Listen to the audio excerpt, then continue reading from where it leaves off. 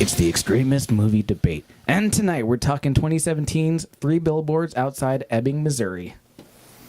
That's Nathan. This is Nathan. I'm Ethan. One of us is going to love it. One of us is going to hate it. Let the coin decide their fate. I love it. I hate it. Hey guys, don't put up three billboards outside of your hometowns talking trash about us because spoilers are ahead. And Nathan, this movie currently holds a 93% on Rotten Tomatoes. Nathan, since you hate this film, this first question comes to you. This comes from Sister Rose Pacate of National Catholic Reporter. I know her, very familiar with her work. Sister Rose says, while it might seem a good man is hard to find in the story, we soon meet a cast of assorted characters, among whom are some good, deeply flawed, and eccentric men and women. It's as if the film is populated by the kind of people with which Flannery O'Connell fills her novels and short stories, which is a subtle nod to the film. O'Connor. So, that's what I said. My question to you is, so she's saying this movie has this really diverse, eccentric cast that can, kind of fit all roles. In a movie where the tone also switches frequently, do you think it benefited from having characters who can fit that same reality? You have 45 seconds. I understand where Sister Rose is coming from by referencing Flannery O'Connor.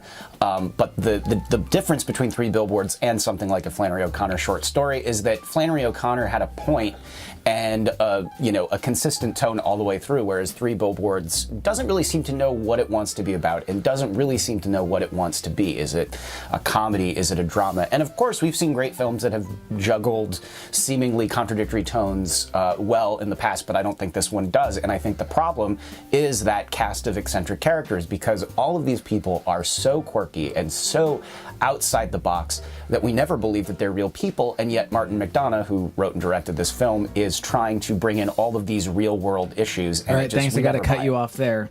She brought up Flannery O'Connor, by the way, because someone was reading a book by Flannery O'Connor in one of the scenes. So, wow, real subtle there. So there you go. It's like in Blade Runner when he's reading Pale Fire.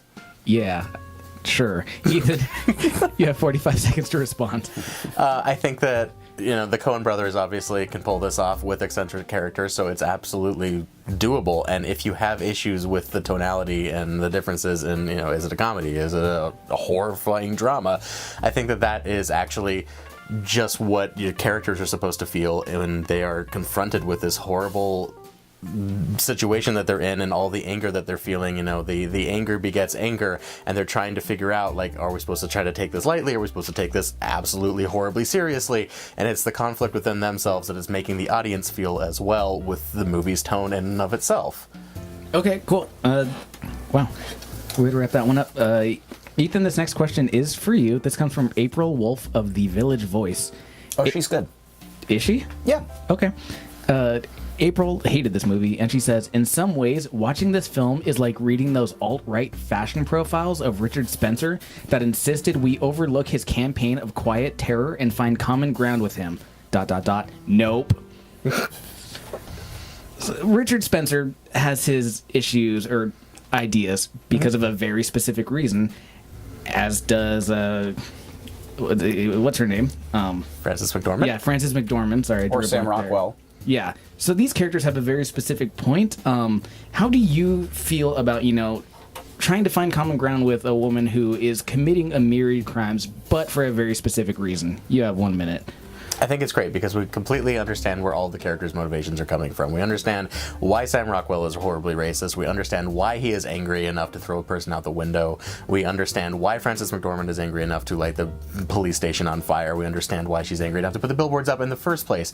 We get all of this because the movie shows us all of this. And so then we understand where these character motivations are coming from. We can then empathize with the characters. And so that, again, is important because we do have such drastic shifts in the tone of this movie that we need to understand that the characters are going through this too, and they're going through this frustration where all of a sudden they need to find a common ground because every character in this movie, at least the major ones, come to a point where they realize that their anger is not fixing anything and they need to try something else. I'm sorry, I have to cut you off there. Nathan, you have 45 seconds to respond. Well, I think what April Wolf was referring to in her review there is the Sam Rockwell character, who is horribly racist. We're told that he has tortured black people before after arresting them, and he says and does horrible things throughout this movie. And then at the end, we're supposed to believe that he's turned over some kind of new leaf. It's not a complete redemption arc, but it's really uncomfortably close to one. And the problem is that, yeah, you're right. This is a film of combustible anger, but all of the characters are such cartoons, and we never come to understand them and who they are and where they're coming from, because we never believe that they're real people. I mean, Ebbing, Missouri itself may as well be like a black box theater set. It's a fictional town, but it doesn't feel like a real place that exists anywhere in the 21st All right, thanks, century. Nathan. Got to cut you off there. All right, but you guys have 2 minutes to discuss and go. I disagree. I think that's one of the most potent points of this movie is that it does feel like phony. It could be anywhere. That it does feel like these are problems that anybody can feel. And that's why I understand that it can be so jarring for you. When you have... Oh, thank you. Yeah, I can get that all of a sudden, somebody is raped and murdered at the same time and somebody is upset about that. Like, that's something that can happen. All of a sudden, you've got horribly racist cops throwing people out the window. This is something that can happen. Right, he throws somebody out the window and then just merely gets fired. There's no investigation. He doesn't get arrested. So there doesn't need to be an investigation when there's an eyewitness. He's not going to fight it. There's multiple eyewitnesses. He should be in jail. It's a small town. Okay, arguable, but also racist cops. So this is something that is prevalent in the world today, not just racist cops. But and so it's definitely something that needs to be addressed, and it needs to be addressed in a way that says, if you go at this with anger and you go at this with hate, then this is something that is not going to actually end. And so that is why you have this movie characters at the end of it where they still are very angry, and Sam Rockwell's still pretty racist, and they come together to try to fight a common goal and to understand each other a little bit better, because they can put aside each other just enough. The way that Martin McDonagh goes about that, that's a lovely sentiment, Ethan. It really is. But the way that Martin McDonagh goes about this is condescending much. Well, that's what he's doing, I think, and I think this movie is condescending too. And I think that he goes about it with this glib dialogue. Every character talks exactly in the same colorful way, the way that Martin McDonagh thinks people talk, and it's just so exhausting. It's like nobody in this movie is believable at all. And so I never bought that their feelings of rage, that their feelings of hopelessness were anything that I needed to actually invest emotion into, because I didn't buy them. They're cardboard cutouts on which Martin McDonagh can hang all the things he wants to say about. I mean, but what is he saying? Is he talking about humanity in general? Is he talking about America? I mean, he's an Irish playwright, so what does he know about, Southern America in 2017? I don't think he knows anything at all. Racist. Oh. And that was time. That was a well-timed racist. By the way, that's a really great comeback. Yeah. You showed this him. This part helps. What do you guys really feel about the movie? I know we all three have issues. Everything Nathan said is true, to maybe a smaller extent, but they are cartoons, and I felt this movie was really difficult in moments where I don't understand really why she's firing up the police station, because it seems like a weird turn for her character, but fine, she's doing it. And then at the same time, it keeps cutting back to Sam Rockwell just dancing there like a stupid clown. And people in the theater are laughing, and I'm screaming like, this is not fucking funny. And also, this is horrifying. And also, none of the characters, I mean, this is a film about consequences in a way, and yet none of the characters really face consequence in the ways that you expect.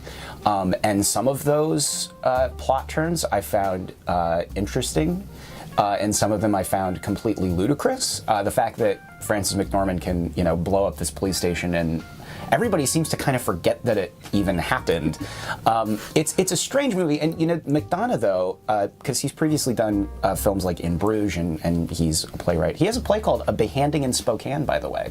So I don't know if he's been here, but yeah, woo. Good job, Spokane. First a Super Bowl, now a play. He has a very distinct style where nobody really talks like a real person, and I'm actually okay with that. But my issue with the movie is that he's bringing in all of these really dark, complex, real-world things, and then having them play out, and have these things come out of the mouths of characters that we never really believe. Saying that, though, Frances McDormand's performance in this is... she's always really good. But she's better than really good in this. Mm-hmm. It's really I would say she was pretty good. I mean, I think it's some of the best work that she's done, and I think that this character is one of the toughest Not tough in terms of, like she's tough, but tough in terms of how do you portray this person. And I think we understand her motivation all the way through. But it's everybody else around her. Yeah. No, completely agree. In Barouge, you have 2 hitmen accidentally kill a child and have to go off on a forced vacation. Yeah. Like, it's a situation that nobody is ever going to experience in their real life, and so when you have this intense drama and this intense comedy coming out of it, it fits because it's already far-fetched. But in this movie, everything is brutally real and prevalent, and so yet you're looking at it with a different lens of this is theatrical. horrifying. Yeah.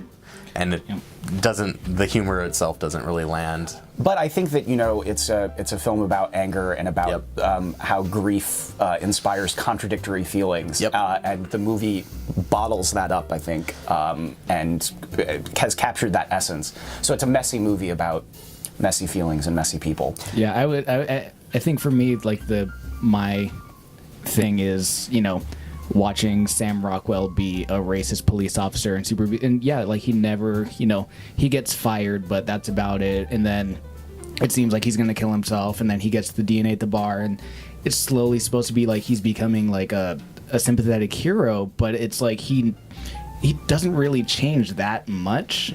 And so when when at the end of the movie when they're going off together, like when he comes back, he's probably gonna be just as racist as he was before. So I'm like, why? He hasn't really changed. I think But it's why more commendable that they attempted to give an arc to such a terrible villain. I was because, like, why I left I still don't feel any sort of like sympathy for him. Like, no, fuck him. Yeah. But I think that what McDonough is trying to say is that, and he's shown this in his other work, that horrible people are capable of the occasional flash of good. I mean, people are complicated. Emotion. But when you've got that all within the trappings of this kind of weird, picaresque Flannery O'Connor kind of thing, and I think actually Flannery O'Connor is a pretty good, comparison.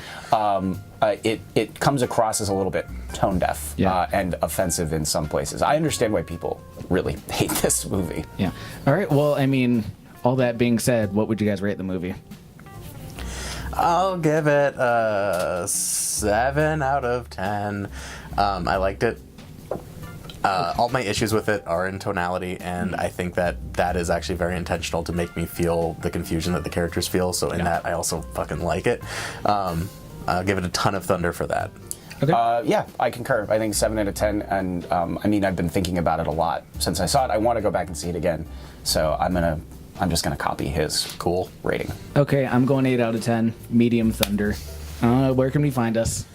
Oh, this YouTube thing, Twitter, Facebook, Instagram, Gmail, that I haven't been using. emd.panspanning.com, artificialwood.panspanning.com. Check out the backup plan if you haven't already. It's a fine cinematic masterpiece. Hey, if you want us to debate joining. the backup plan, let us know below. Love you guys. Good night.